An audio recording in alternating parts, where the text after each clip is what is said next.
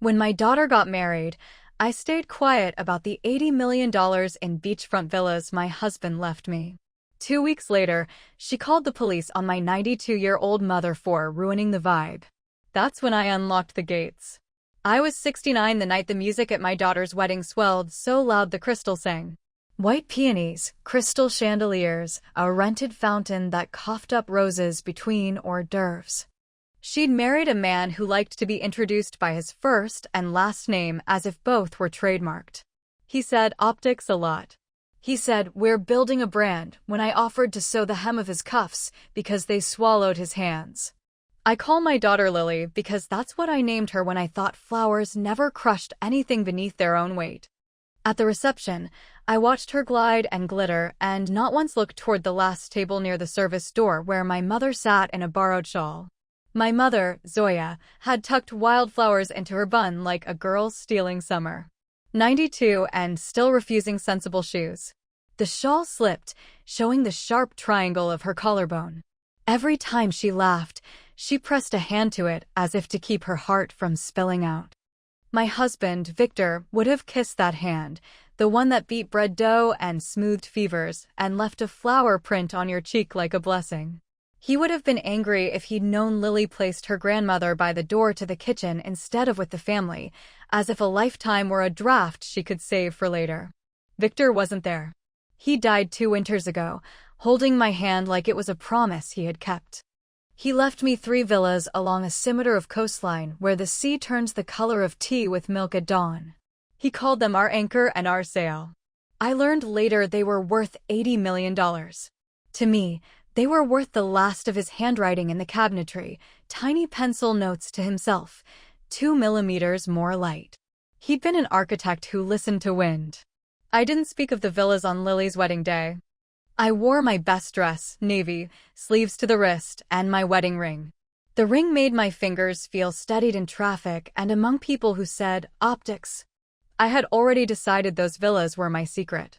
Not from greed, not even from martyrdom.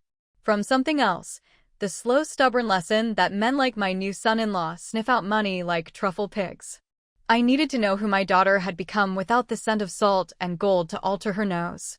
At midnight, when the DJ swung to a modern song that sounded like glass breaking in a blender, Lily's new husband clinked a spoon against his cup and announced a game. "We're doing wishes," he said.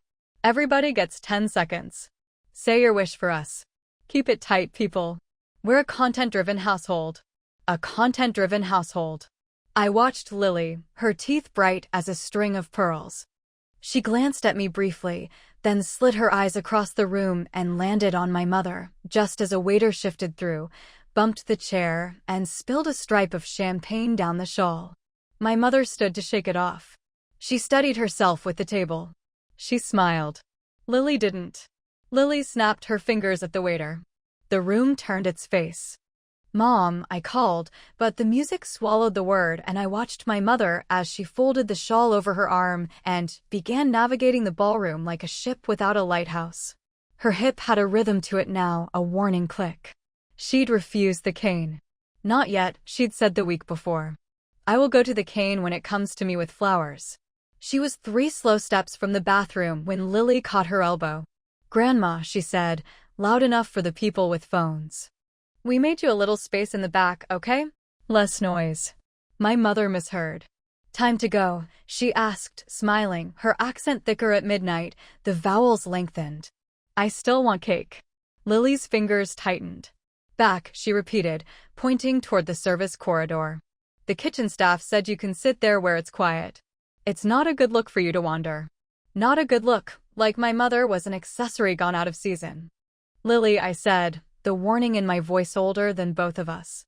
But the song crashed into another song, and someone hoisted a sparkler inside, which is exactly the kind of rule you only break if you believe rules are for other people's fires. 3 days later, he tried to twist the law so tight it would lock my mother in a care environment. I walked into court with a key labeled blue and a file that turned his slogans into evidence. The morning of the appeal broke clean as glass. The storm had scrubbed the sky, the gulls were back to their complaints, and the road into town looked like a ribbon that had been ironed. Lily brewed coffee. My mother braided her hair with a piece of blue thread for luck and for fashion, she said. On the table lay Victor's notebook, the brass key, and a stack of sworn statements that smelled faintly of printer and cinnamon. The night before, while Lily slept, I had used the blue key one more time. The safe tucked behind the false backs had a second tier Victor never told me about because he trusted future me to go looking only when the weather demanded it. Inside that tier, a signed declaration Victor had executed with our lawyer long before he got sick, titled in his careful hand, "If ever they try to take our mothers." It wasn't magic. It wasn't a curse. It was a series of instructions, names, and numbers, including a contact at the State Elder Protection Unit and a retired forensic accountant who used to drink tea with Victor on Tuesdays. "Do you think he knew it would be this?" Lily asked, touching the title with one finger. "Or did he just know that somewhere in the wide world someone always tries?" "He knew tides," I said. "He knew men." We arrived at the courthouse early. The hallway outside the hearing room had a chair that wobbled and a vending machine that ate bills. I fed it a 5 and received a bag of pretzels and a small, humbling lesson in power. My mother giggled at my expression and traded me a pear from her bag. "Real food for fake food," she said. "Balance." The appeal judge wore a bow tie that tried too hard and eyes that did not. He announced at the outset that this was a de novo review, but that he was mindful of the lower court's tone.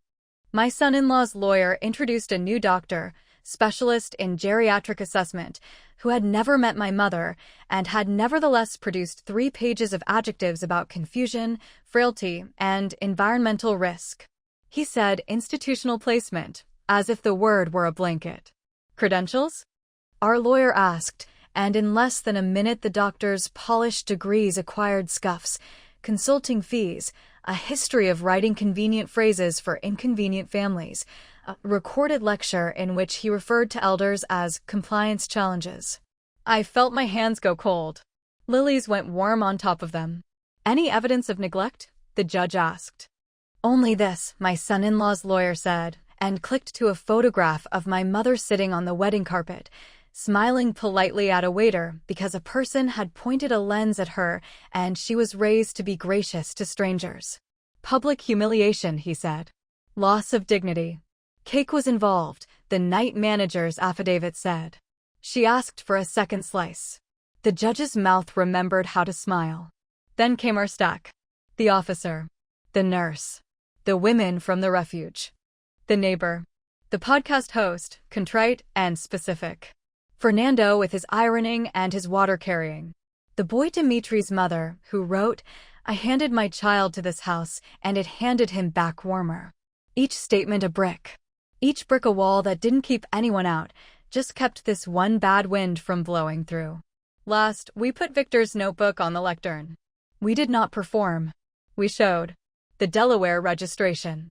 The pitch slide embedding my mother's name next to a logo. The emails nudging staff to engineer moments with elders. The transcript from the podcast where brand behavior pretended to be a moral philosophy. The judge grew very still in the way that means his patience had reached a gate. He leaned forward. "Mr. Keene," he said to my son-in-law, "you filed for emergency guardianship on thin paper while simultaneously seeking to commercialize the proposed ward's identity. That is a conflict of interest so loud it requires no microphone." My son-in-law chose bravado. "I love my family," he said. "My methods have been misunderstood." The optics. "Stop saying that word in my courtroom," the judge said, not angry, just done. Petition denied. Sanctions reserved pending referral to the Attorney General. He turned to my mother. "Ms. Morozova, I am inclined to issue a protective order restricting use of your name and likeness in commercial ventures without your written consent. Would that be acceptable?" My mother considered. "Add the word joyful to the consent," she said. "Make it so that if anyone uses my face for money, I must be joyful in the picture." "So ordered," the judge said gravely, and the clerk typed while trying not to grin. It should have ended there. In tidy worlds it does. Ours is not tidy, not anymore, and that's to our credit. On the courthouse steps, the press, summoned by a scent he couldn't resist, waited for my son-in-law. He stood at a microphone and attempted a pivot that would have given a lesser man whiplash. We are about healing and multi-generational respect, he intoned, as if reading a caption from under a photo of soup. We will continue to advocate. Behind him, the podcast host quietly set up his own camera and went live with a different story, the one about a grandmother who wanted cake and got a court order instead of an apology, the one about a founder who walked away from money rather than from her elder, the one about houses that become refuges because someone decides they will. It wasn't a hit piece. It was a map. By dinner, the investor group had sent my son-in-law a letter with polite knives. They were unwinding positions in ventures that confused human beings with storyboards. The sponsor sent a public apology to Lily and a private one to me, with a check for the refuge that we accepted only after removing every trace of their logo. Mugs stay nameless, I wrote back. Women are not billboards. And at dawn the next day, a certified letter landed from the Attorney General's office acknowledging receipt of our packet and asking 2 brisk questions whose answers we had ready. Victor's blue key had opened more than a safe. It had opened a door in a building full of rooms where words make weather. In the quiet that followed, we did the next thing, not the last, never that, but the next. Lily filed for legal separation. She did it in a small office decorated with a ficus and a calendar from 3 months ago, and when the clerk asked if she wanted a copy, she said yes, because this time she would keep her own records. She submitted a statement that did not name-call, did not exaggerate, did not paint herself as clever or betrayed. It said, "I misunderstood what love is for. I am learning." For a while he flailed, as people do when their favorite mirror cracks. He posted an episode titled Accountability, which was half apology and half audition for a more palatable villain. He started a men's group for narrative reorientation, then quietly stopped showing up when the men started asking one another to wash dishes. He attempted to salvage the Delaware LLC with a new name that rhymed with humility, but didn't mean it. The AG's letter made the rounds among his prospective partners, and the rounds got smaller. In our world, tucked into the crook of winter's edge, bigger things happened on a smaller scale. The refuge expanded its weeks. The mugs multiplied and the names did too. The women painted a mural at Golden Tide, hands in every shade and size, a shawl woven across them in blues and pearls. The dog with eyebrows defected permanently to us, answering now to gatekeeper, which made my mother proud. Dimitri started showing up after school with homework and a banged-up skateboard. He learned to fold a fitted sheet, he learned his 11 times table, and one afternoon he used the blue key to lock a cabinet without being asked, just to see if he could. We formalized the trust distributions. Safe Harbor remained a family house, the messy one, with board games missing pieces and sand inside everything that promised it was sand-proof. Golden Tide, the refuge, got its lease extended for 20 years with a clause that forbids any donor from asking for content in exchange for kindness. Starboard, the formal house with the library, became something else in addition. On Thursdays, a kitchen school. Lily named it the Unbranded Kitchen and taught a class called How to Feed 10 People with 3 Honest Things. My mother taught knife skills, which mostly involved telling jokes until people stopped being afraid of onions. I rebuilt a piece of myself too. For months after Victor died, I had avoided his drafting room. Grief lodged there like a splinter I was convinced was the entire tree. One morning, I carried my coffee up and found the light landing on the table like a letter. I opened cabinet after cabinet, leaving things exactly as they were, and then moved one pencil 3 inches because it felt like asking the room to forgive me for staying away. I found the file Victor kept labeled Good People Do Bad Things and added a page of my own, a list of songs my son-in-law had introduced me to that I wouldn't otherwise have known. I refused to make a shrine out of anger. Shrines are for love. There was a last flare of legal sunburn, a defamation threat from a man who has made a career of threatening. We answered with a packet of truth and then did not watch his video. He was a person trying to eat a meal of friction. We offered him soup and he spat in it. We put the bowl down and went to make more for someone else. And then life, the boring miracle, asserted itself with such insistence I laughed. The spring after the storm, the wild fennel went berserk on the bluff. My mother developed an affection for a gull she named Inspector. Lily's hands acquired flour as a permanent accessory. Fernando, who didn't sing in public, played piano every Sunday afternoon at the refuge while Nadine and the women wrote their names in icing on cupcakes and then ate them without taking photos. The sponsor sent a second check with no strings, then a third, then a person who just showed up with a willingness to scrub pans. We accepted the person and cashed the checks into a fund labeled After and Next. On my 70th birthday, the ocean gave me a present, a morning so clear you could see thrill and regret winking at you from the horizon and choose one. The terrace table was set with chipped plates I refused to toss. The long tablecloth flapped its clean flag. Lily leaned down, her hands floury, her eyes steady. "I am late," she whispered, which is how some people say I am pregnant when they are 40 and brave. I put my forehead against hers the way my mother had done to me and her mother had done to her and prayed not because I believe prayer is a machine that dispenses wishes, but because I believe it aligns your breath with the seas for a minute, and that is health. We didn't tell my mother until we had a doctor's note and a blueberry-sized heartbeat, not out of superstition but out of our new devotion to naming things only when they could stand. My son-in-law, soon-to-be ex, sent a letter. Real paper. A fountain pen that had run out at the end of the last paragraph and left him with a sentence he had to finish in ballpoint. He wrote that a therapist had asked him to write 2 pages without the words optics, brand, or narrative, and he had discovered how quiet his mouth could be. He wrote that he was sorry. He wrote that he had said it on a podcast, but understood if we didn't listen, that this was the version that mattered. He wrote, in a line I underlined, "I forgot things have souls."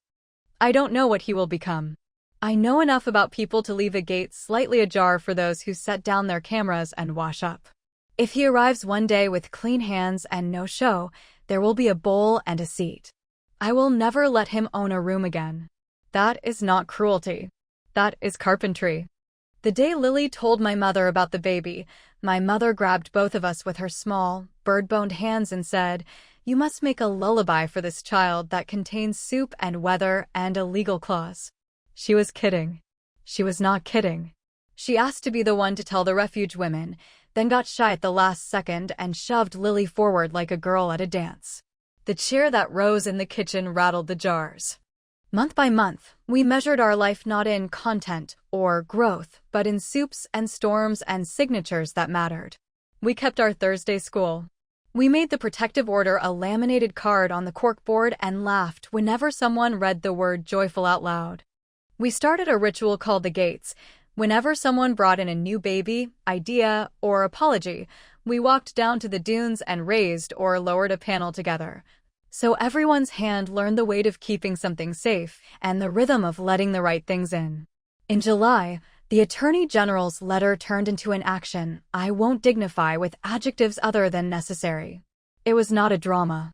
It was a fine and a stipulation and a course he had to take and a list of things he had to take down and a list of places he had to write letters to and 1 3-hour session at our refuge on a Saturday where he listened to women talk about the cost of being turned into stories.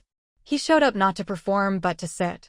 My mother watched him from across the room and gave me a tiny nod that meant, he is not hungry. He will not try to eat us.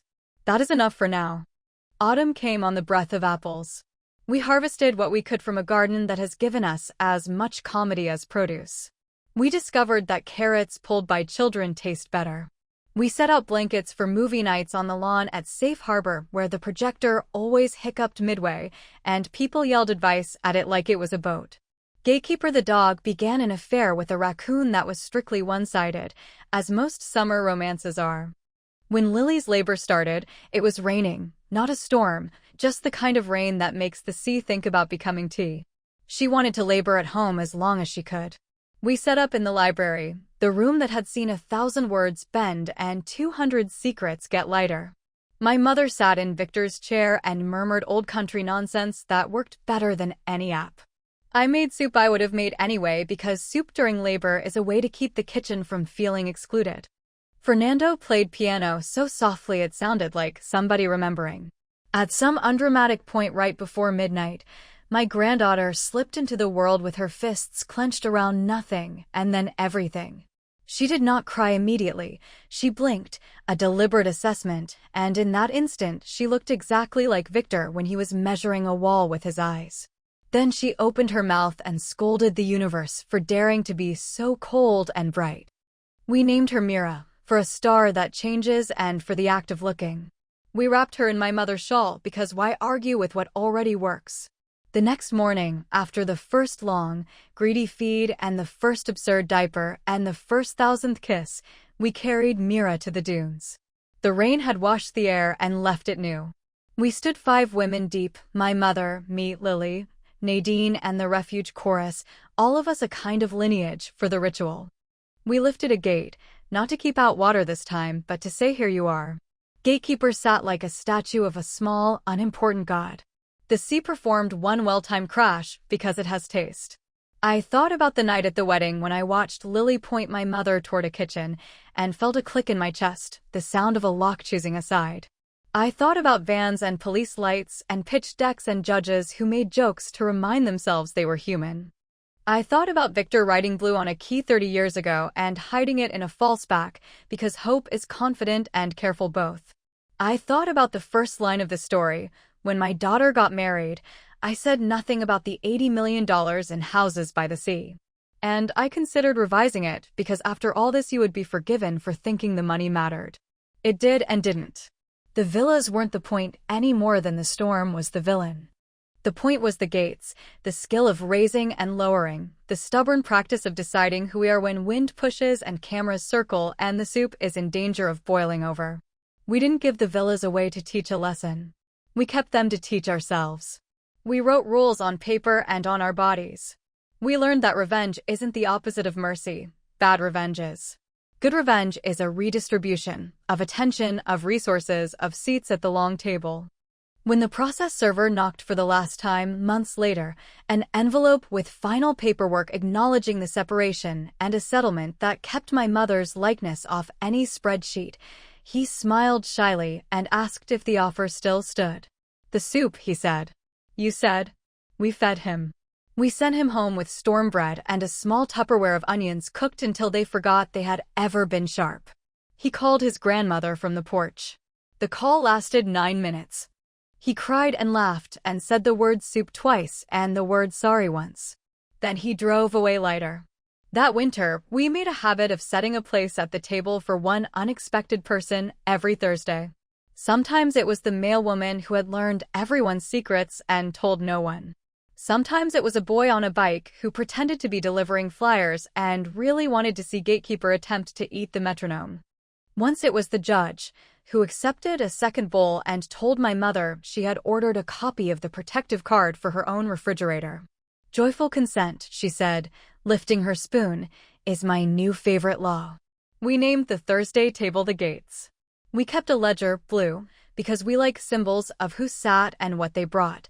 Time, gossip, a song, a silence, a very bad joke about carrots, a check that paid for 6 months of taxi rides for women who needed to leave after midnight. No one took pictures. The ledger has thumbprints baked into it from cloves and sugar and rain. When it is full, we will not scan it. We will put it in Victor's safe and add a note for the next person who opens it. If ever they try to take your mother, unlock this and remember you come from hands that learn to turn keys. On the anniversary of the storm, we hosted a small party at Starboard.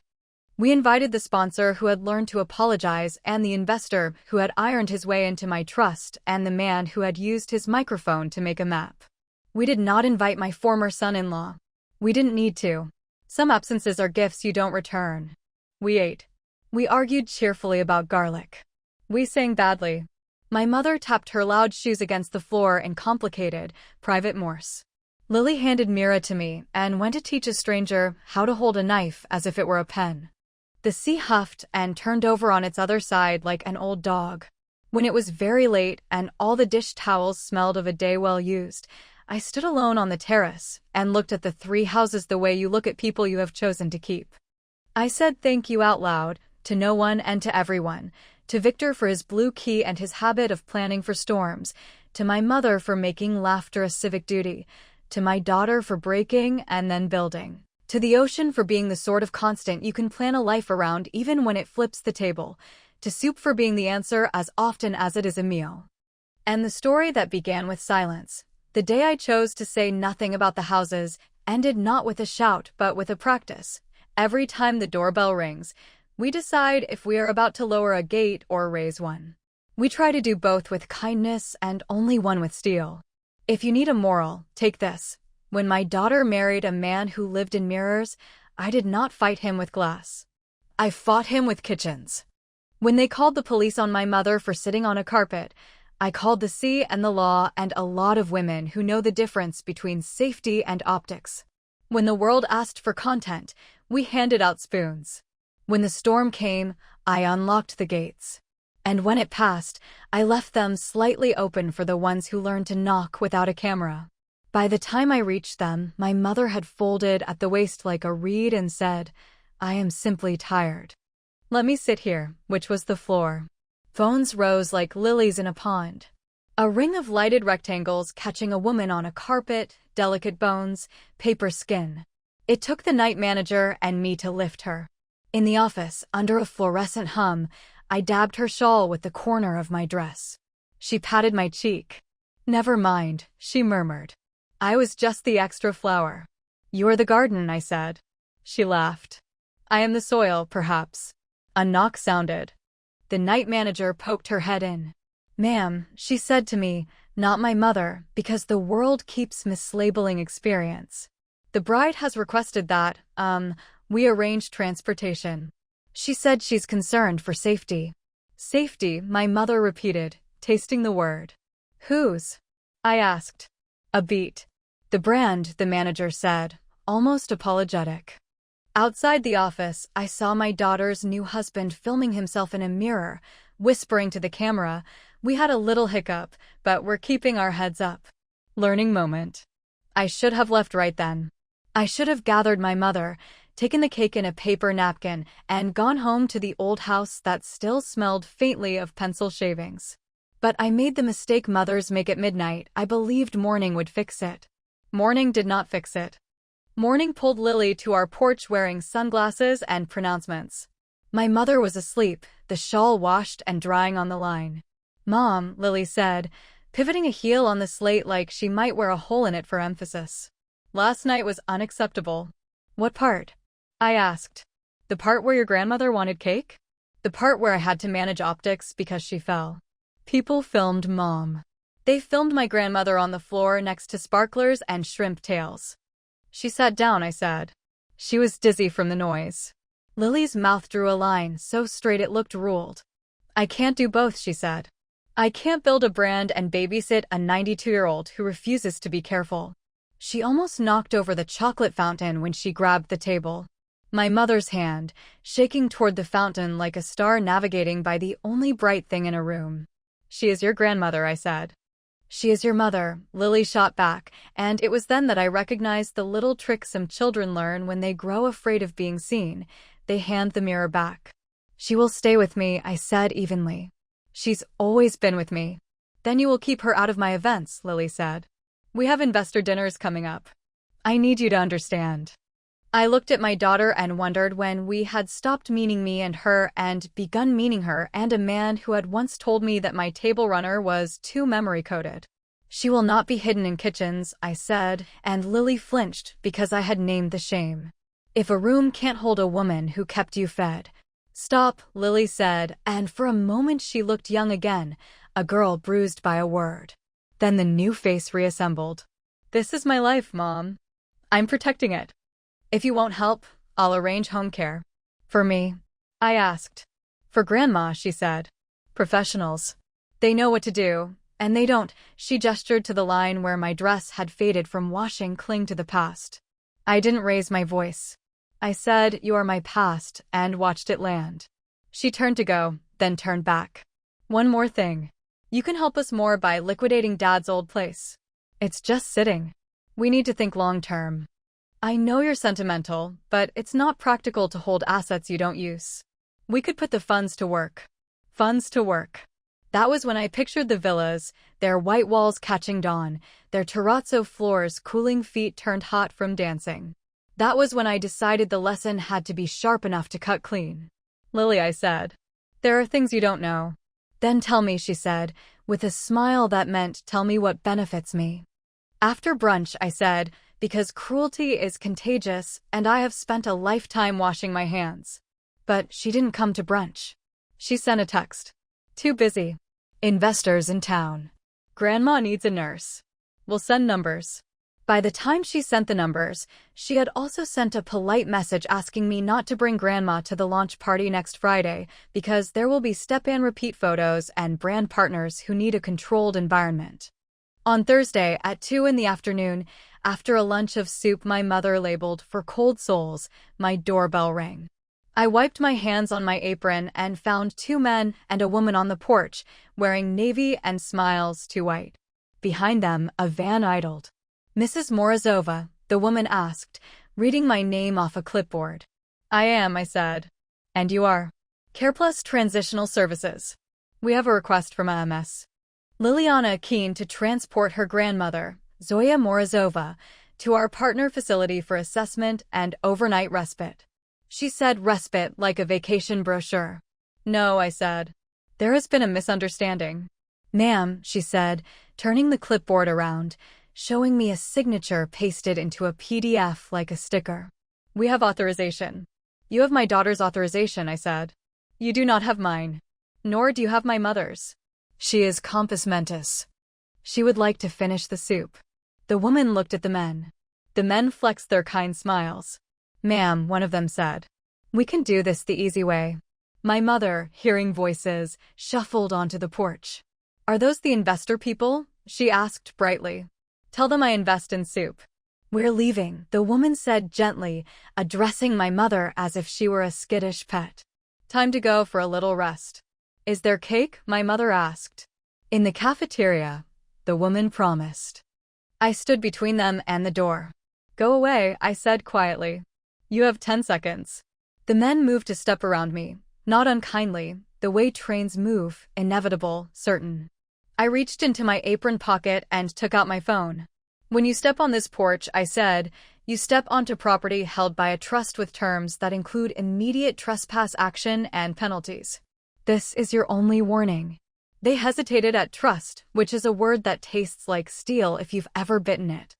The woman waited, watched my face for bluff. In my eyes, she must have seen salt. Ma'am, she said softly. Your daughter felt she had no choice. She's concerned about safety. I looked past them at the van, white, windows tinted. For a brief, dreadful instant, I saw my mother inside it, a little girl with a shawl, driven away to respite. I wanted to break something. Leave, I said. They did, leaving a card on the porch which I swept into the trash as if it were a dead moth.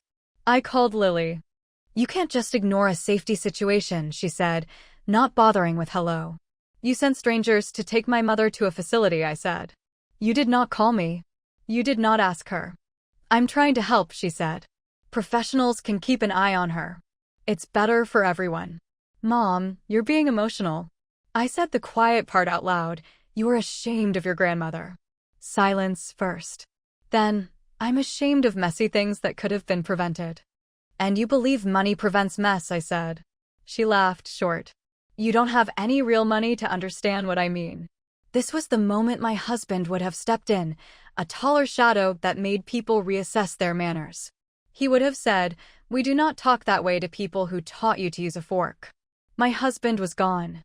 But he had left me a voice, not his baritone, but a legal tenor I could hum. Victor had been meticulous. When the villas transferred, he had built a ship around them, a holding company in my name, and under it, each villa as its own entity. Their names were Old Sailor's Wishes, Safe Harbor Holdings, Golden Tide LLC, Starboard Trust. I knew how to move their sails when the wind changed. Lily, I said, too calmly for her comfort. Come to the house tomorrow at 9. Bring your husband. Bring your best dress. We're going to look at a property. A property? She echoed, instincts sharpening. Her voice softened, sweetness poured. What property? Your father left me some things, I said. I haven't spoken of them because it didn't matter. Now it does. Silence again, but this time there was breathing in it, quick. Okay, she said. We'll be there. After I hung up, my mother, who had been pretending to be asleep, opened one eye. You're going to show her the sea houses. Maybe, I said. Don't give them, she said, as if reading the weather. Make them work for the tide. You don't like him, I said.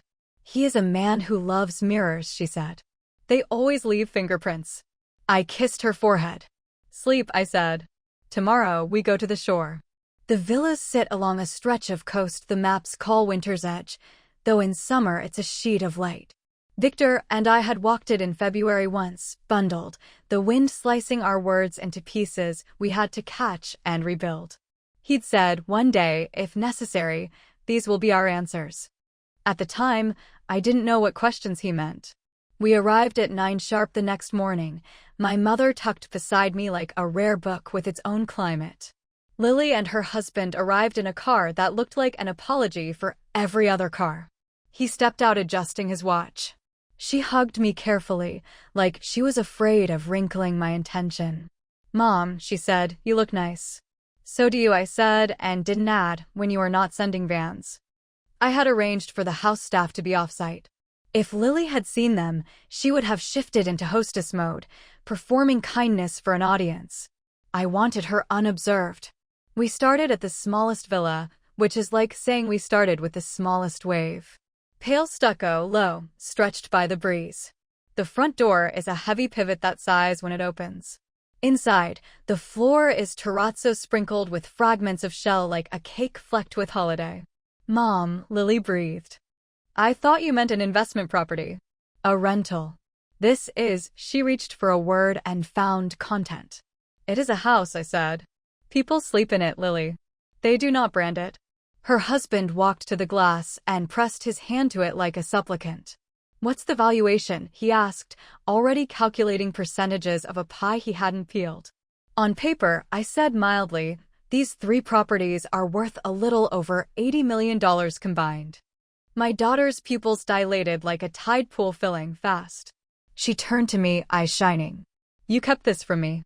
I kept this for me, I said. And for the part of you that is still a person, not a product. Mom, she whispered, suddenly a child again, hands at her mouth. We could scale everything. We could launch a foundation with our brand and do real good. We could move Grandma into a place where they'll sing to her and feed her beautiful things. My mother snorted. I have a mouth, she said. I can feed it.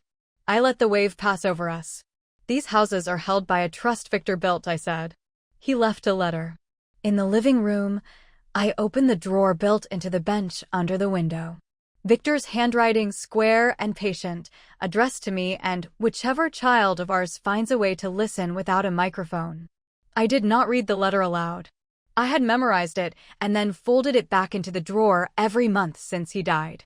Your father wrote, I paraphrased, that the point of wealth is not speed, nor is it safety. It is stewardship.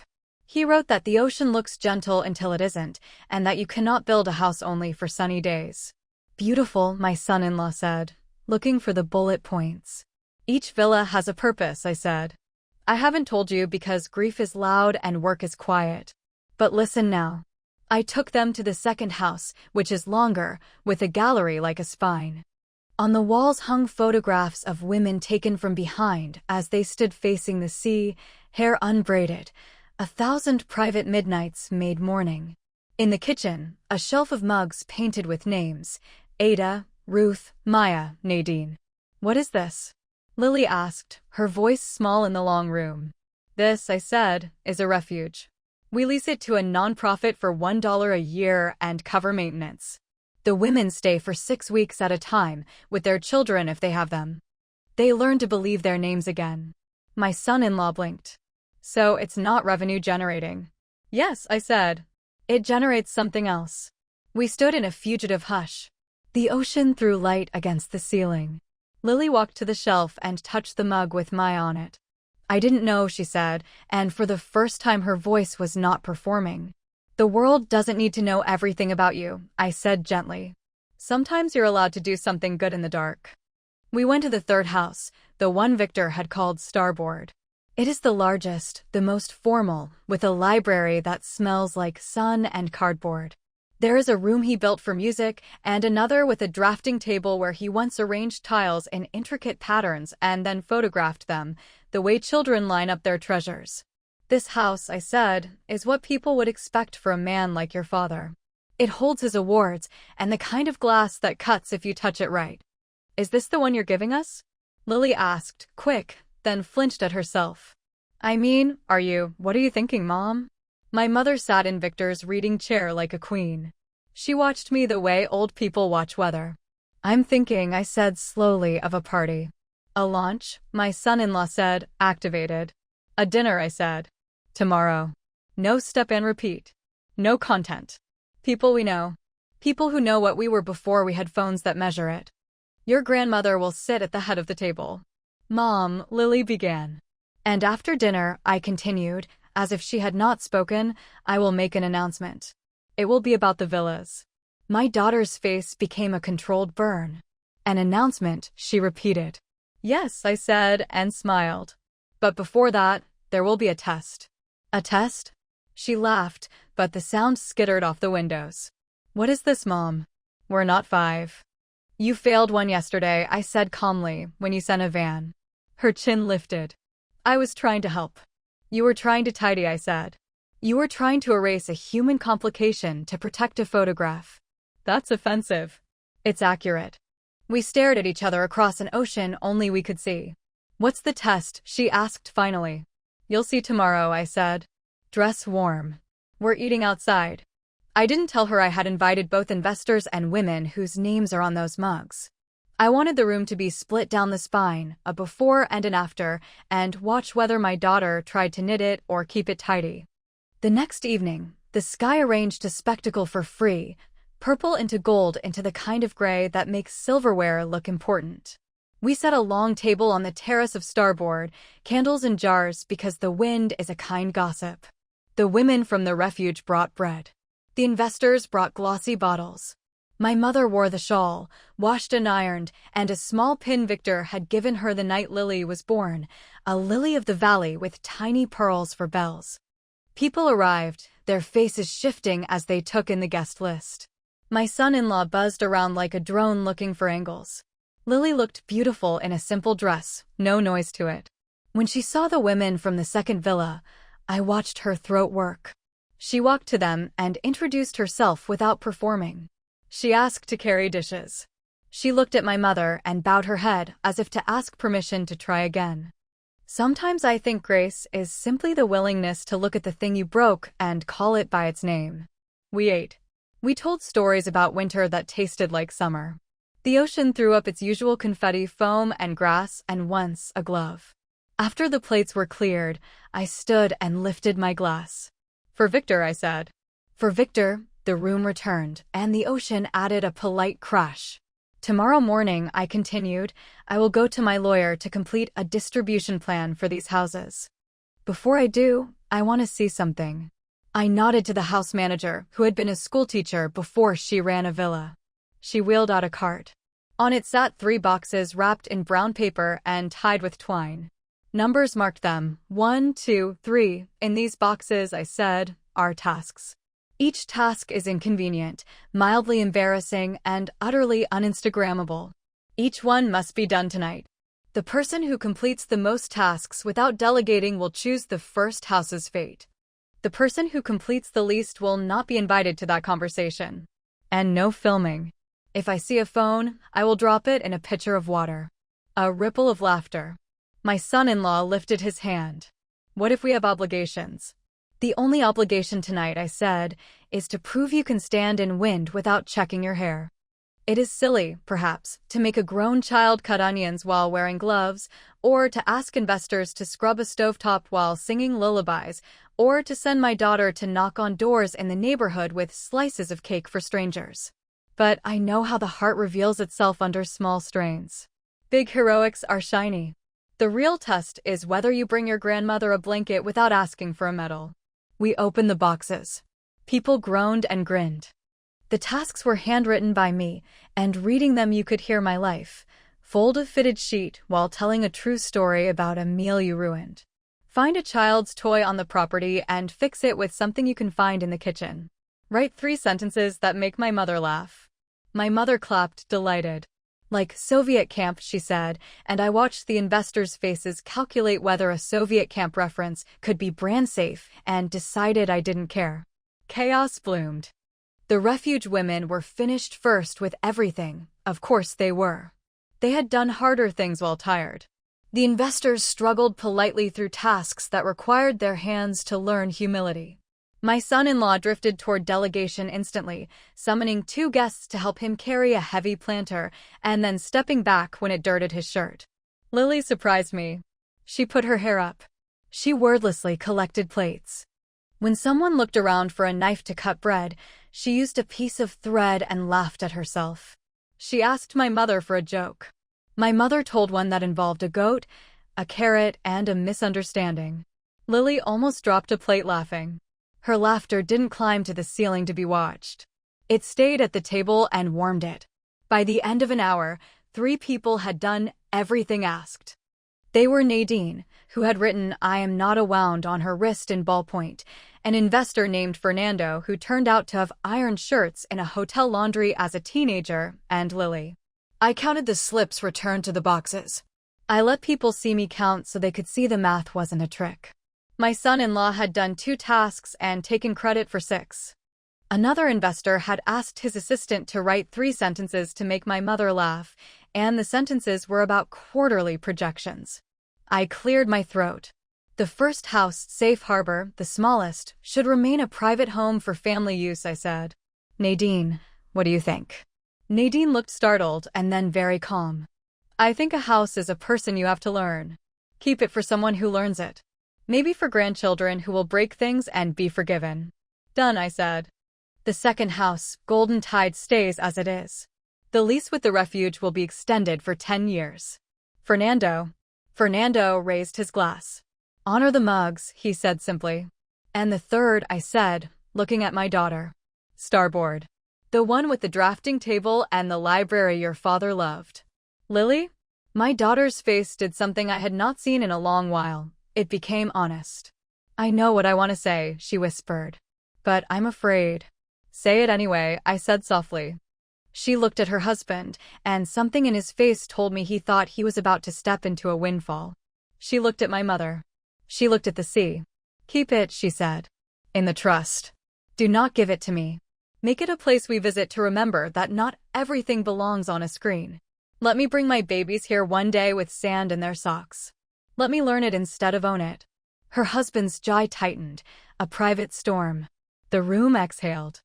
My mother nodded once, like a captain acknowledging a decent tack. It will be so, I said. And the man at this table who thinks distribution is the point, not the people, is invited to the parking lot to remember what it is to walk somewhere without an audience. There was a titter that wasn't unkind. My son-in-law stood, meaning to speak, but I raised a hand. One more thing, I said. Lily, I love you. I was hurt. Not mainly because of me. Because you made my mother into a problem to be solved. That isn't who we are. So here is the remainder of my test. Pick up the shawl and put it on her shoulders. Not for a picture. For the night. For the wind. Lily walked to my mother and did it.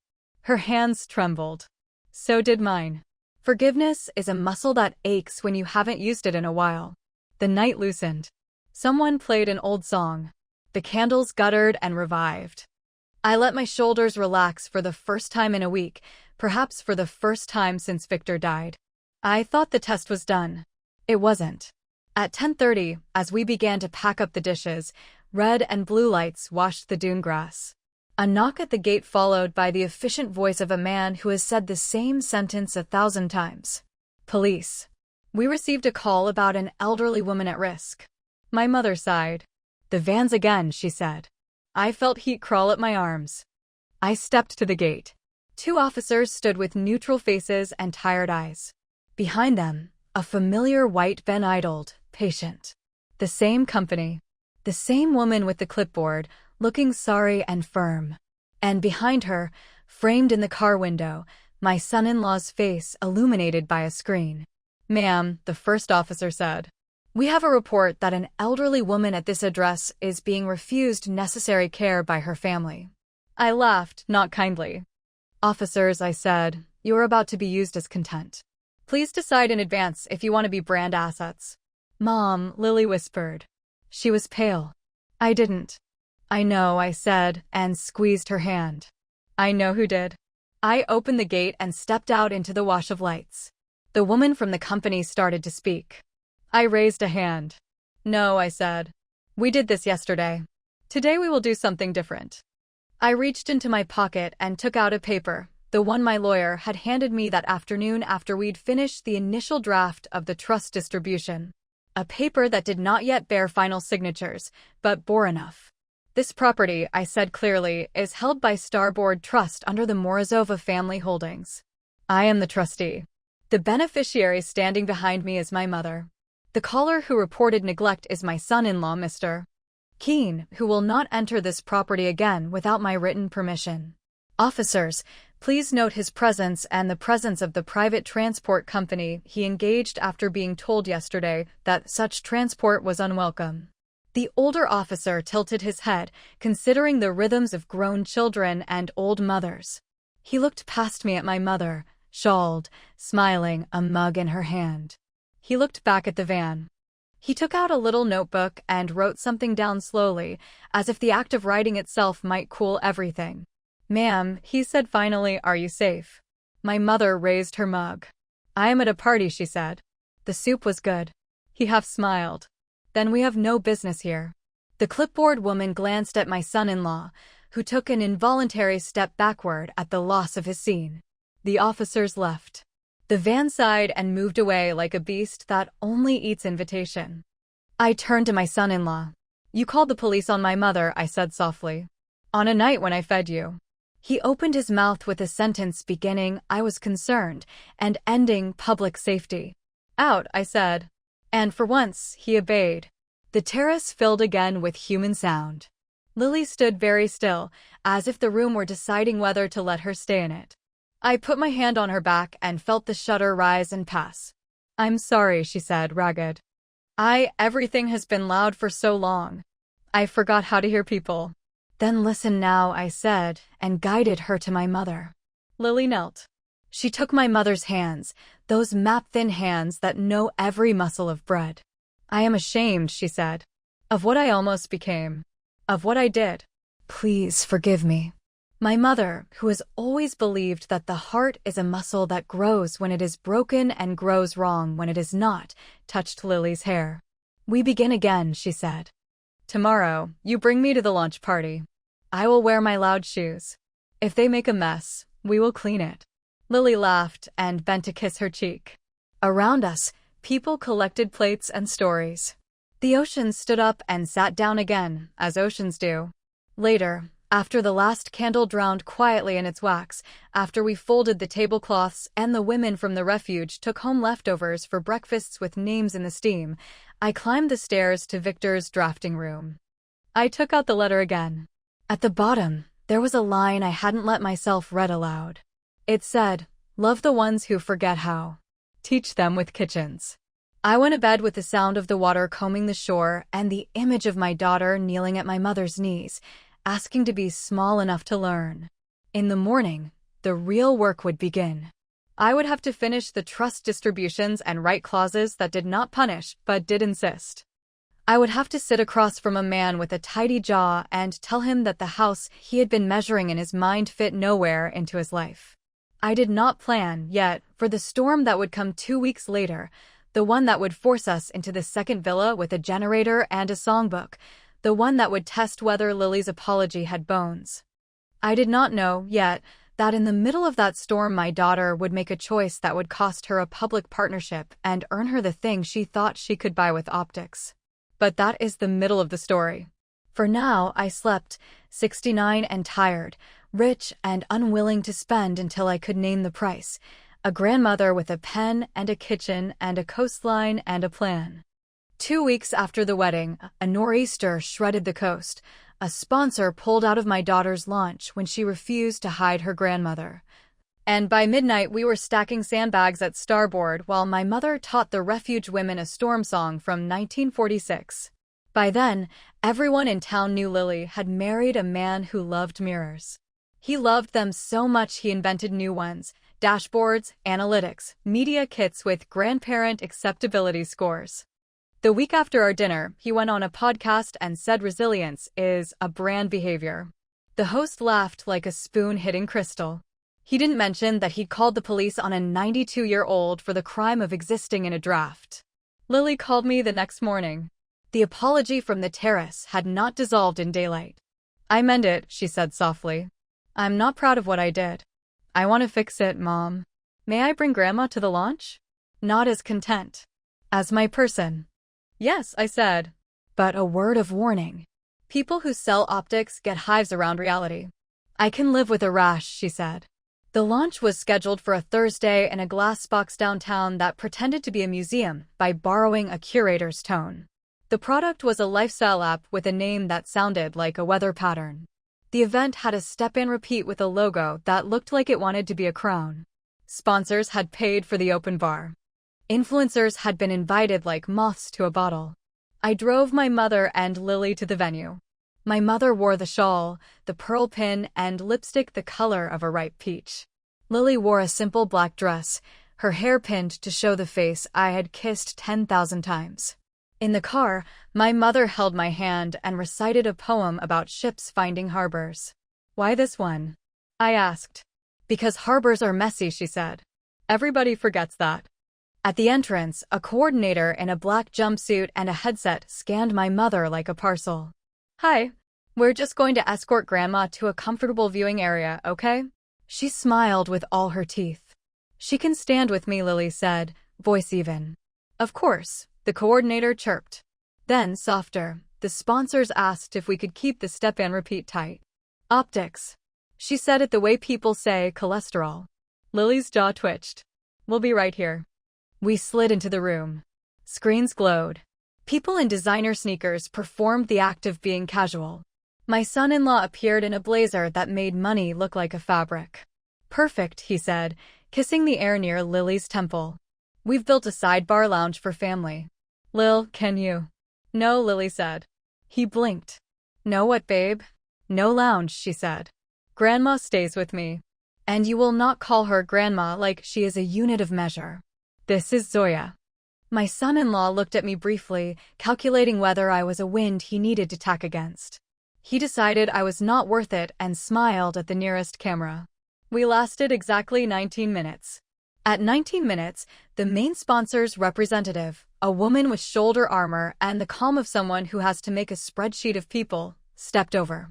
"Liliana," she said pleasantly. "We adore this multi-generational narrative.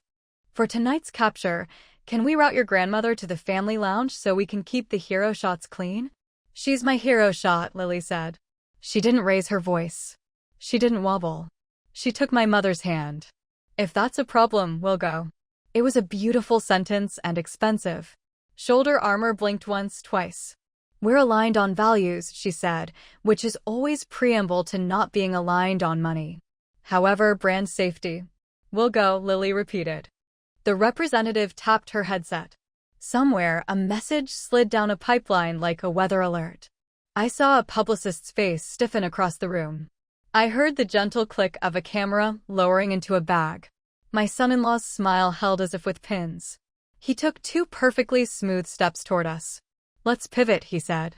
"There's a creative compromise. Grandma can sit in the Halo Lounge, and we'll mic her for a legacy story.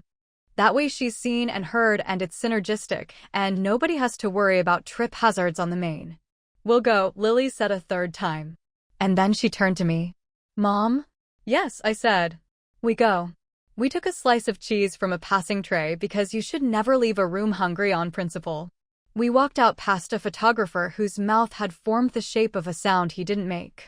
Behind us, the publicist hustled to shoulder armor, B-roll fluttered like wounded birds. The room widened to fill the space where plain human choice had stood, and my son-in-law made the kind of phone call that starts with, "We need to contain this." We reached the sidewalk. The sky had gone a greenish gray, a sickly beauty that meant weather. People tilted their heads upward because weather is bigger than content. My mother exhaled and said, "This feels like the old country before rain." By dinner, the sponsor had issued a statement using words like recalibration and mutual. By 8, my son-in-law's face was on 3 small screens asking his followers to hold space for nuance. By 9, a gust shoved the city sideways, and the weather service pushed a warning to every phone, including those that pretended they were only cameras. "Let's go," I said. "We're sleeping at Starboard." Starboard is not just a house, it's a ship with its own heartbeat. Victor had designed for storms the way other men design for applause. He built shutters that close like a blink and a generator that hums like a distant hive. He installed floodgates in the dune cuts, galvanized steel that slot down like history. We called them the gates. He taught me to unlock and drop them with a simple iron key. We drove with the last of the people who believe in beating rain home. The road to Winter's Edge narrowed as the ocean pushed its shoulder against it. At the gate, my hands remembered everything my grief had tried to forget. I turned the key. The gate slid into place, 1, 2, 3. The dunes breathed easier. I exhaled. The refuge house had its own rhythms. Light spilled from its kitchen. Someone waved. Nadine, the I am not a wound woman. We baked, she called, holding up bread wrapped in a towel like a baby. Storm bread. Come to Starboard when the lights die, I shouted back. We'll feed the generator with song. Deal, she called. Inside Starboard, we set the house to storm posture. Lily moved with purpose, her apology turning into muscle. She filled bathtubs. She stacked towels. She found the rain lanterns because she remembered where Victor stored them. My mother supervised as if stirring soup, put blankets where feet will be. Feet forgive slowest. At 10:15, my son-in-law appeared at the door, damp, glowing with self-importance and a sheen of being needed. Massive outage downtown, he announced, without hello. We need to go live from here and show resilience. People crave leadership in chaos. No, Lily said. It's just a live stream, he said. We'll set the camera in the study. The aesthetic is perfect. Wood, leather, stability. I pre-wrote a thread about weatherproof mentalities and... No, Lily said again. We're going to weatherproof people. He looked at her like she was a term sheet gone feral. If we don't control the narrative, we get buried. Then we get buried under blankets with our neighbors, she said, and walked away to put on a kettle. He followed, the way persistence follows a door it keeps finding closed. Lily, babe, the sponsor's pissed. We need to salvage. I can spin this. You already spun enough, she said over her shoulder. You spun so hard you got dizzy and called the police. He blanched, then recovered, because some men have a gym where shame should be. I was concerned. Get out of the door, I said, because he had positioned himself between my mother and the kettle. He moved. By 11, the generator kicked in with a polite cough, and the refuge women arrived with 3 children, a dog with eyebrows, and a man with a face like a closed fist who turned out to be Fernando the investor, carrying a case of water like an apology. We lost power, Nadine said.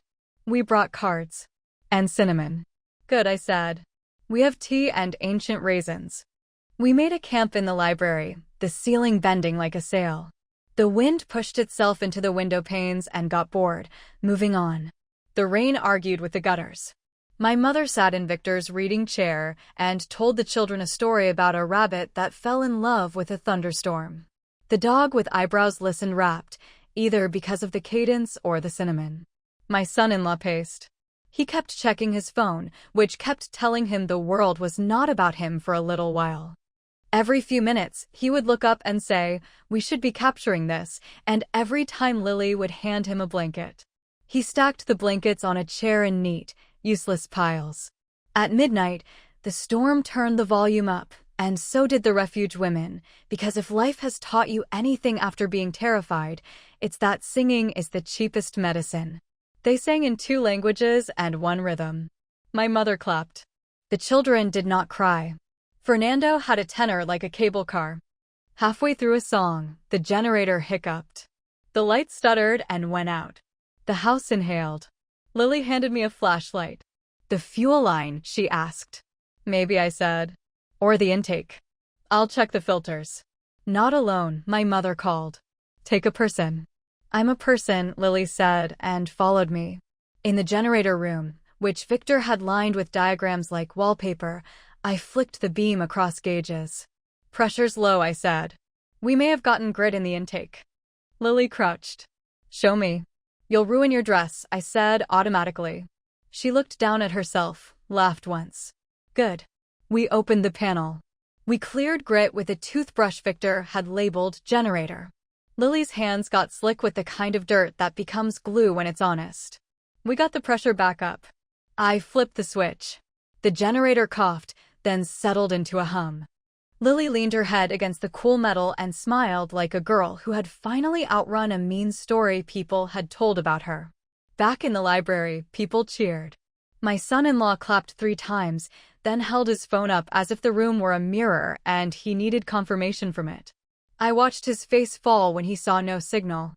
He turned to me, opened his mouth with a complaint, then closed it because even he could hear the song starting again and knew a complaint would sound small in a room full of large, ordinary courage. At 1, we boiled water on the gas stove and made soup from boiled vegetables. At 2, the dog with eyebrows dozed on Fernando's shoes, and Fernando did not move for an hour because kindness is sometimes perfectly still. At 3, through the wind's gossip, we heard a small banging at the back door. I went with Nadine to open it. On the step stood a boy of about 12 with a backpack and a fear so loud the wind put its hands over its ears. "I'm sorry," he said immediately. "I don't mean to be bad. My mom went to a night shift and the road flooded and Mr. Bruce said this house is safe." It was the neighbor's nephew. I had met him once, a summer afternoon when he had balanced a pebble on his nose for my mother and made her laugh so hard her shawl fell off. "Come in," I said. "What's your name?" "Dimitri," he whispered. "Like a spy." "Like a king," my mother said from the chair behind us, because hearing is an old woman's superpower. "Come be royal." We fed him soup. He ate with both hands like he had to catch the food in midair. He told us his mother cleaned hotel rooms and that the hotel had said mandatory and that her phone had gone to a message that sounded tired. He tried not to cry. He failed. The dog with eyebrows presented him with a paw. Lily wrapped him in a blue blanket and put him between 2 kids and said, "You're the fire now. Keep them warm." He nodded fiercely, like being useful could stop tears. At 4, the water rose in the marsh behind the house, and the gates groaned approval of their own existence. At 5, a lull. People slept in mosaics on the carpet. My son-in-law finally sat, then laid down, then curled like a comma and closed his eyes. He had a talent for resting in the middle of other people's labor. I tucked a small, mean thought under a blanket like a hot stone and let it cool. At 6, the power blinked across the peninsula like an eye deciding whether to open. It stayed closed. Dawn was a bruise that brightened slowly. We brewed coffee that tasted like salvation. We checked phones and found a message from the city: "Roads closed, causeway washed, stay where you are." We stayed. At 9, a surfboard came down the street without a rider. Fernando saluted it. Nadine toasted it with a mug. The boy Dimitri fell asleep holding the dog's ear like a talisman. My mother woke, asked if she was 80 or 19 today, and when I said both, she grinned. At 10, the phone lines found a way through. Messages poured in like strong tea. One was from my son-in-law's PR firm, addressed to both Lily and him. Need to confirm whether Elders in Disaster content okay for release. Opportunity to pivot narrative back to resilience leadership. Please advise and send assets ASAP. Lily typed and deleted and typed. Then she tossed the phone to me like it stung. If they post one frame of Grandma asleep in Victor's chair, I'll throw all their cameras in the sea, she said. You'll do something better, I said. Like what? Like nothing. Let them be hungry. Don't feed them. She looked at me with that particular grief that comes when you realize most problems aren't hungry and feed themselves. He'll post anyway. Not if he can't, I said. I found my son-in-law in the kitchen, where he was photographing his coffee beside a candle. I took his phone. He reflexively grabbed for it and then thought better because it was my kitchen and the storm and the trust and, maybe, because something in him still believed manners had a purpose. I need this, he said evenly. Crisis management requires a narrative. Your narrative, I said, Involves exploiting a 92-year-old during a storm you didn't prepare for. I'm changing it. You can't. I turned the phone around so he could see the screen. Settings. Screen time. Content and privacy restrictions. I am 69, but I have taught teenagers, and some skills are portable. Passcode, he snapped. 1234, I said, and watched his face register new information about himself. 2 taps and the camera was gone. 3 more and social media, wide, glittering rivers, drained to pebbles. The device became a dumb rectangle that told time, not stories. You violated my rights, he said faintly. You keep using my in rooms full of other people, I said. Try ours or theirs. It tastes different. He stared at me, calculating angles, then went to find his wife to complain. He found her teaching Dimitri how to cut bread without cutting his fingers. He watched for a minute. Then he said, we need to talk numbers. After bread, she said. At noon, a city vehicle pushed through low water with a siren like a tired bird. It carried 2 utility workers and a nurse. The nurse checked my mother's pressure, made a face, and asked for quiet and salt. My mother sprinkled salt on her tongue and said, I am a pretzel. Your grandmother's a joke machine, the nurse said to Lily, smiling. She's fine. She's better than I am. At 1, we heard crying from outside. A woman waded up the drive with her shoes in her hand and a face like someone who has seen all the way through a day. My son, she said. Demi. She looked like she might apologize for the weather. Inside, I said, already moving. Dimitri flew across the rug, flung himself at his mother like a smaller storm. The dog yawned, unimpressed. The mother sagged against the door. Lily pressed a mug into her hands. My son-in-law checked his pockets for his camera like a phantom limb. At 2, the PR firm texted again, sponsor offering to revisit conversation if we can secure touching multi-generational disaster content. Delivery window 3 to 5 p.m. There's momentum. Lily read it and laughed, which is healthier than rage when you're flooded.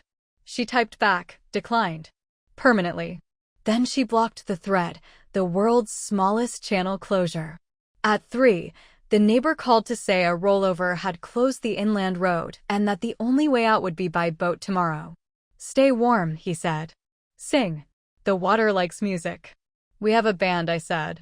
At 4, the sponsors posted a photo from last year's launch featuring Lily, hair sleek, face bright, eyes arranged to appeal to the idea of growth. The caption said, we stand behind founders who know how to lead. Comments sprouted. Did you hear about the grandma, the storm, the police? My son-in-law wandered like someone who had misplaced a key to a room he'd never owned. He tried to start a fight, but fights need fuel, and we had used it all for soup. At 5, the wind went to sleep. At 6, the ocean stopped trying to come inside. At 7, the generator coughed one last time and sighed. The house returned to its own dim breathing. We lit candles. My mother sang the last verse of the storm song, which says, in rough translation, the sea loves the shore it slaps hardest. It isn't true, but sometimes lies help. At 8, I went to the drafting room and allowed myself 10 minutes to think about revenge without a witness. I pictured legal letters that are actually poems if you know how to scan them. I pictured my son-in-law's investors reading a clause called moral turpitude and looking up what it means. I pictured cutlery set for fewer people and heard the quiet of it. Victor's key lay on the table, the iron one for the gates. Buried under it was another key I had not seen, brass, small, labeled in his handwriting, blue. In the back of the drafting room is a cabinet with 3 false backs because Victor was in love with secrets the way other men are in love with speed. I slid one back, then another. In the hollow behind, a small safe. The brass key fit. The tumblers agreed. Inside, a notebook, a flash drive, and a letter addressed to Z, if you're reading this when water is everywhere. I sat. I read. Victor, my careful, weather-listening man, had documented everything ugly my son-in-law had done near these houses without touching a fence, the way he filmed women arriving at the refuge and erased their consent with a shrug. The way he boasted to an investor about a platform we can build around intergenerationality, while using my mother's name in a pitch deck like a free sample. The way he had quietly registered a Delaware LLC with a name suspiciously adjacent to Starboard Trust. People who don't love houses try to own them with paperwork, Victor wrote. People who don't love women try to own them with slogans. There were photos. There were emails Victor had printed because paper is stubborn. There was a line he had underlined twice. If necessary, give this to Lily. If she cannot hear it, give it to the women who can. I put the book down and breathed through my nose like a bull learning patience. The storm had lifted enough to hear small sounds. In the library, someone dropped a spoon and someone else said sorry, as if it were their job to catch gravity. I closed the safe. I took the notebook. I went downstairs. Lily sat with my mother, their heads together like conspirators. My son-in-law hovered, pushing his words around with a fork. He looked up when I entered. He has a sixth sense for when a room has turned against him. It served him as a shield, and it would betray him now. I found something, I said. It changes what we do next. He smiled his public smile because that is his first defense. If it's about the sponsors, I have a route back to. It's about you, I said. Sit. He didn't. He made the mistake of trying to take the notebook from my hands. I didn't move. He hit the wall he always forgets is there. Old women who do not shift for men anymore. Tomorrow, I said evenly, when the road opens, we'll go to my lawyer and we'll file a few things. An injunction. A complaint. A notice to the partners in your LLC, which, in case you've forgotten, uses our house's name like a leash. He went pale in a new way, the way a person goes pale when he realizes the enemy learned his language while he was yelling. What LLC? Lily asked. Her voice didn't wobble. It went flat, like a surface ready to be written on. He turned to her. Babe, this is just a placeholder, a normal corporate thing. For what? She said. For content built on my grandmother? Don't be dramatic, he said. It's just a name. Optics. You keep handing me that word, she said. I don't want it. It burns. He tried a new tactic. He softened his eyes, tilted his head. Let's talk privately. This is family. It is, my mother said from the chair. You are not. It was not a sentence to break a marriage. It was a sentence to open its windows to a storm. Lily looked at her grandmother, then at me, then at the notebook in my hand. Let me see, she said. I gave it to her. She read. Her face changed once, twice, 3 times. Surprise, hurt, understanding. She closed the book. She put it on the table as if it were a sleeping thing she did not want to wake. You used me, she said to her husband. You used Grandma. You used women who do not belong to you. I built us, he said. You're welcome. I'm done, she said. He laughed, but it failed on the second syllable. With the argument? Great. I told you we could. With you, she said gently, and the gentleness was worse than a slap. We do not have to catalog everything that came out of his mouth in the next 30 seconds, because you've heard it in other kitchens. Words like overreaction, misunderstanding, partnership, equity, love, legal, betrayal. He made a lunge at sympathy and grabbed self-pity instead. He tried to get angry and came up with petulant. He finally reached for the only leverage he thought he had left. I own part of that house, he said, jabbing a finger toward the ceiling. Marriage is community property. Your dad left her houses, by extension they're ours. Incorrect, I said, because sometimes the most satisfying word is also the shortest. The villas are held in a premarital trust with me as sole trustee, and my beneficiaries spelled out in Victor's hand. No spousal claim attaches to something your character cannot carry. He made an inarticulate sound that wanted to be a roar and died as a whine. I'll fight, he said. I'll go to the press. I'll tell them you hide money in shell companies and exploit women for PR. Tell them, I said, and nodded toward the refuge house visible through rain. They already know their own stories and can tell yours better. He grabbed his coat. He grabbed his phone, which was still a dumb rectangle because the restrictions were still on. He threw one last line over his shoulder like a fishing hook. This is not over. No, I said. It's just middle. He slept in the guest room and left at first light, stepping into a morning that had been scoured by wind. The gulls scolded him. The road to town had reopened. He took the car that looked like an apology for every other car. When the door clicked, my mother exhaled and said, "Finally, the room breathes." At 10, Lily and I drove to my lawyer. The windshield wore salt like a veil. In the back seat, my mother sorted Victor's letters into piles. "We are fine. We should be worried. We are stronger than the water." She always was a tidy archivist of the heart. My lawyer, a woman who once taught me how to throw a punch without hitting anyone, read Victor's notebook and whistled. "This is enough for a restraining order, an injunction, a very bad breakfast for your son-in-law, and, if you're feeling sporty, a referral to the AG for deceptive practice," she said. "It won't be quick, but it will be satisfying." "Nothing quick stays," my mother said. "Only the slow things survive." We filed papers whose titles felt like small, beautiful storms: petition, order, affidavit.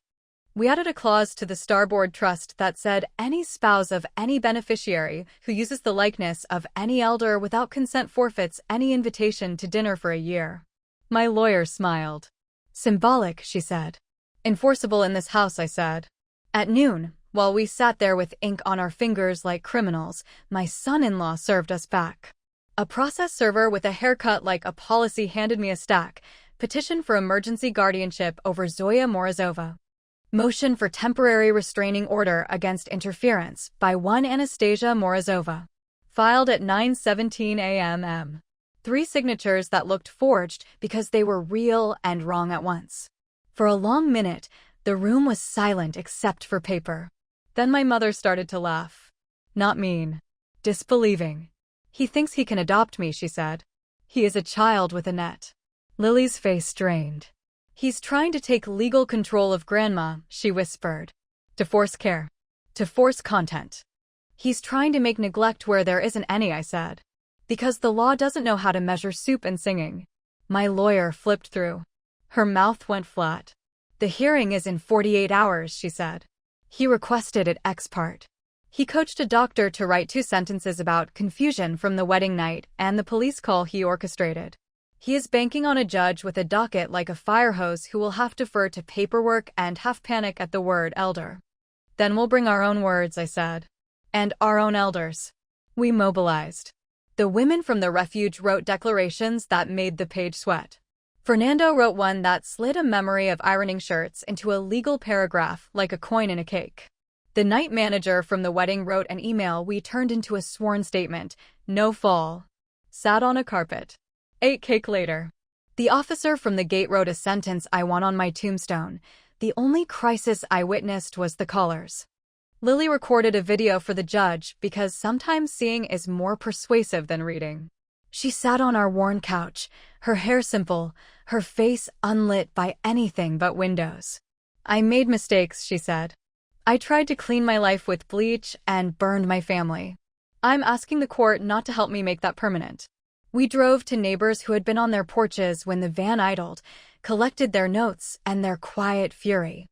We drove to the city nurse who had called my mother a joke machine. She signed a statement with a grin. "I'll come to court in my scrubs," she said. "Judges like scrubs." We called the podcast host. He said he didn't want to get involved. Then he saw the pitch deck with my mother's name and called back to say he very much did. We slept little. My mother, whose blood pressure was now lower than mine, told us stories from the village and brewed tea with herbs that look like weeds and work like music. She did not fear the hearing. "I have been in rooms with men who thought paper was a sword," she said. "We bring bread." The morning of the hearing, the sky was a blue that would forgive anything. We wore our nicest ordinary clothes. My mother wore the shawl, the pin, and, because she is a person and not a symbol, her loud shoes. The courthouse smelled like lemon and decisions. We sat on a bench that had been polished by generations' anxiety, and we looked like 3 women waiting for a bus, which is to say unstoppable. The clerk called the case. The judge looked tired in the way that means good. She earned it by reading. My son-in-law arrived with a lawyer who had a tie like a threat and a briefcase that could swallow small pets. They looked at us like we were a nuisance that had brought cookies to a fire. The judge read the petition, then looked over her glasses. "Mr. Keene," she said, Why do you believe this court should remove decision-making power from a 92-year-old woman who lives with her daughter and appears today in my courtroom wearing shoes I can hear from here? He launched into a sentence that had lived in him for days. It involved optics, multiple use of the word safety, 2 mispronunciations, Morozova and Nadir, and a reference to professional care environments. He skipped the part where he had called the police as a content test. He implied without saying that poverty was a stain and that he had Clorox. Our lawyer did not theatrically wait her turn. She raised a hand. "Your Honor," she said, "may we call a witness out of order? She has to get back to singing." The judge's mouth twitched. "Proceed." We called Nadine. She stood, oath taken, name said. She spoke. She made the room a kitchen with her mouth. She told the judge about how a storm sounds inside a chest, how soup goes quiet when it is ready, how my mother's hand had landed on a child's hair like a gentler weather. She did not say brand safety. She said safety. The judge wrote notes. The clerk stopped typing for a sentence, just to listen. We called the officer. He said, "No neglect. Reasonable party. Unreasonable caller." He did not smile, but you could hear one under the words. We called the nurse. She said, "Blood pressure better than mine." The courtroom laughed and then apologized for it and then laughed again because laughter is a thing that refuses sorry. We called Lily. She stood very straight. "I hurt my grandmother," she said simply. "I tried to make her tidy. I won't again. I brought her because she belongs everywhere I do. If the court needs to punish someone, punish me. But do not put a stranger between her and her own soup." My son-in-law's lawyer objected on the grounds that soup was speculative. The judge overruled. The transcript will say overruled. What it will not capture is the small, weary, private smile of a woman who has been fed soup by people who loved her and didn't say it out loud.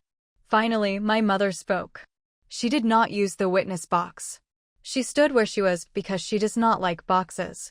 "Your Honor," she said, her accent acting like a ribbon on a package. "I am old, not lost. I want to live in my family, not a brochure. I want to eat the soup my daughter makes. I want to go to parties and later sit on floors if my eyes get dizzy. I want to be brought back to my chair by my granddaughter with hands that shake because she is learning to be better. I also want to die at home one day when the sea is loud. That is a lot to ask, but I have asked many things of life, and it has given me at least half. Do you understand the nature of a guardianship?" The judge asked gently. "Yes," my mother said. "It is a way to make a person small." The judge stacked the papers in front of her and drew a line with her pencil. "Petition denied," she said. "Motion denied. Mr. Keene, do not darken my docket with this nonsense again. Ms. Morozova, I hope when I am 92 someone loves me like those women do. This court is adjourned." It sounds neat written down. It wasn't entirely. There was the part where my son-in-law hissed, "You'll regret this," like a garden snake. There was the part where his lawyer swore under his breath and the microphone caught it. There was the part where Lily's shoulders did that thing shoulders do when they suddenly remember a backpack they are not carrying anymore. On the courthouse steps, the podcast host waited with a mic and a face like Deliverance. "Do you want to tell your story?" he asked Lily. "No," she said, not unkindly. "I want to go make soup." He laughed. "That's a headline." "Then write it," she said. "And spell my grandmother's name right." We went home. The storm had rearranged nothing fundamental. The dunes were still dunes, the gates were a line between wild and ours, and the refuge house smelled like cinnamon and safety. But something in my daughter had stopped pretending and started working. That is a bigger change than a toppled fence. That night, while Lily and my mother cooked onions until they surrendered, I wrote 3 emails. One to my lawyer with "file" in the subject line and "please stun him, but don't kill the part of him that could one day say sorry" in the body. One to Fernando with investors and ask them if their portfolios include shame. One to the sponsor's shoulder armor with a link to a silent video, Lily handing my mother a shawl on the terrace, no soundtrack but the sea. I shouldn't have sent it. I sent it anyway, with one sentence: "If your brand cannot hold this, it cannot hold anything." She replied an hour later. "We were wrong," she wrote. "Call me Monday." I did not read it to Lily. We were eating soup. You hope after a hearing like that your foe gets smaller and goes away like a storm on a radar. He did not. He went on a different podcast where the host didn't ask questions. He called it elder justice and used phrases like toxic matriarchy. He produced a screenshot of my mother sitting on a floor at the wedding and said, "This is what I was trying to prevent." He did not show the cake. He hinted the villas were being used to shelter questionable populations, by which he meant women who had run from fists. He invoked the taxpayers. He grandly promised further legal action. The clip found its way to me while I was folding a fitted sheet with my eyes closed because my hands like to show off. My daughter saw my face change. "Don't watch," she said. "It's poison." "It's a map," I said. "It tells me where to place the gates." We adjusted our lines. We moved the refugee lease from a $1 handshake to a notarized promise. We created a fund named for my mother that pays for transportation for any woman who needs to leave a room and cannot. We wrote clauses into the trust that make decency not just a preference, but a term. And then I planned the thing Victor would have approved of for its petty architecture and its moral integrity, a dinner at Starboard for everyone my son-in-law thought he needed and everyone he had tried to erase. It would look like a gala and move like a trapdoor. I called it, in my head, the gates. The invitations were handwritten and hand-delivered. The menu was humble and a little grand because we have taste, storm bread, farmer's cheese, roasted fish that had been arrogant yesterday and learned humility today, cakes with names on their frosting. Dress code, warm. Phone policy, a bowl at the door, passcodes turned off, the bowl sealed with tape like a pie. The sponsor RSVP'd with a note that sounded like contrition. The podcast host asked to bring his mother. The publicist who had looked stiff at the launch said she'd come alone. Fernando offered to play the piano if the weather was kind. My son-in-law asked whether there would be press. I said there would be soup. He arrived first, because some men think coming early is leadership. He wore a softer face like a sweater. He brought flowers that did not smell like anything. He tried to kiss my mother's hand, and she moved it just enough to make it a handshake. He said he missed our family, and no one told him the punctuation in that sentence is a hole. Guests came. Shoulders relaxed. My mother told a joke about my father that had not aged and did not need to. Lily moved through the room pouring water, taller than she had been at any press event. The refuge women stood together like a quiet police force. The sponsor avoided the corners. The podcast host made himself small in a way that makes room for others, which is a rarer talent than wit. At dessert, I tapped a glass. A hush fell like a sheet. I had planned my opening line for hours and then abandoned it because the sea was finally quiet and demanded something simpler. Once, at a party, I said, "My daughter asked that her grandmother be routed to the kitchen because she was messy." A man called the police to make a story out of a woman and her shawl. I am old enough to know that bad stories spread faster than soup. Tonight, we close a few roads. I nodded to Fernando. He played the opening bars of a song my mother loves. The dog with eyebrows, now temporarily ours, thumped his tail under the table. Then I did what Victor would have done. I reached under the table to the lever he had built, and I pulled it. The room did not trap. It revealed. Panels slid back along one wall to expose a gallery. Victor's photographs enlarged, not of houses, but of hands, flour, scrapes, rings, veins that look like river maps. Beside each photograph, a page from the notebook, emails, screenshots, the Delaware registration. At the far end, a mirror, the only mirror in the house, next to a quotation in my husband's careful print, "People who don't love houses try to own them with paperwork. People who don't love women try to own them with slogans." No one spoke at first. You could hear strings where there weren't any. My son-in-law had the particular experience of seeing his reflection beside the word slogans. He stepped forward, then stopped, because forward was toward evidence. He opened his mouth with a prepared sentence about context and found it didn't fit. Shoulder armor read the Delaware filing number and said, "Oh." Not the O of scandal. The O of a person recognizing an error and its cost. She looked at Lily and said, "We don't deserve your work." Lily shrugged once, like shedding a coat. "Maybe," she said, "but you don't get my grandmother either." The podcast host turned off his recorder without fanfare and reached for a dish towel to help clear plates. You can trust a person who knows where the dish towels live in a house that isn't theirs. My son-in-law tried to find a corner large enough for a speech. There wasn't one. He tried to find a person vulnerable enough for a manipulation. There weren't any. He tried to find a plausible door that was not the literal door. There was only the door. He walked to it. He paused. He turned back to Lily with a face I had not seen, and perhaps no one had, the one that contained the smallest seed of the man he had the capacity to become if he ever stopped talking. "I'm sorry," he said. "Not for getting caught. For forgetting. I forgot you were people." Lily looked at him for a very long breath. The room didn't watch because good rooms know when to blink.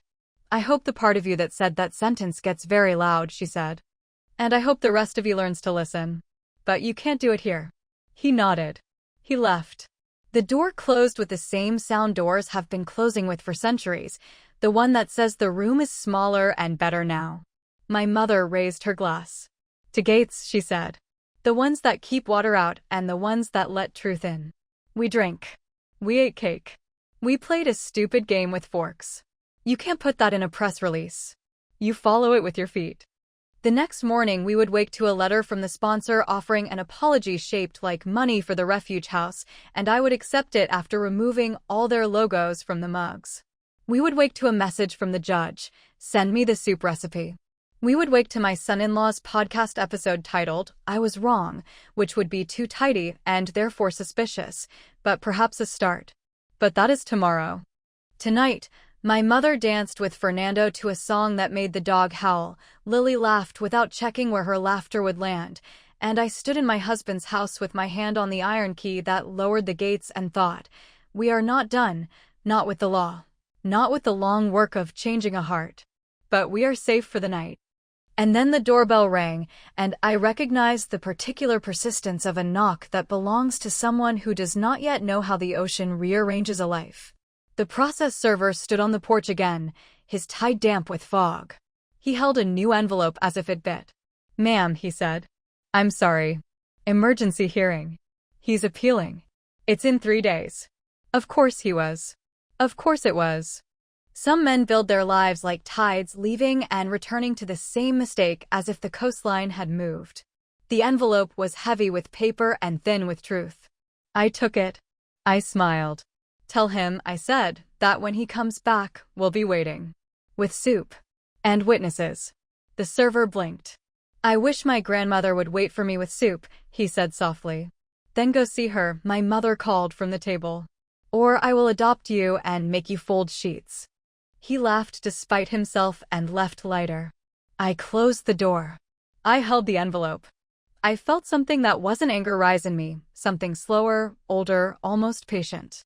Revenge, when done right, is a craft. You measure. You sand the edges. You oil the hinges. You build a gate. We cleared the dishes. We stacked the chairs. We slept. The sea, big as any story, lay down like a tired dog outside the window and dreamed of ships it had forgiven. Your watch to the end. Be click here. You will hear another story from my grandma.